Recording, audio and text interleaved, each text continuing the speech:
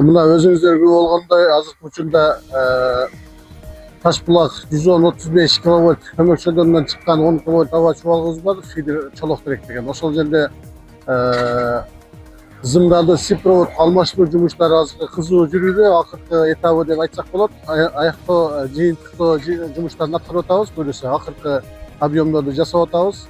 Ошондой эле ошол жана чолок терек фидеринде жүктөмдү азайтуу максатында жогоруда айтып кеткенде бул узун линия болчу да аба чуалыбыз. Ошону кыскартуу максатында кошумча ала тоо фидер деп ошол эле Ташбулак 110-35 кВт көмөкчөлдөрүнөн жаңы фидер куруп чыгарып аны да бүтүрүү алдындабыз. 11 трансформаторду которуп атабыз, 11 көмөкчөлдөрүнө. Ал жерде 4 айылды кыскартабыз. Жалпысынан 12 айылда, ошондон 4 айылды ошо жаңы фидерге отургузабыз деген да.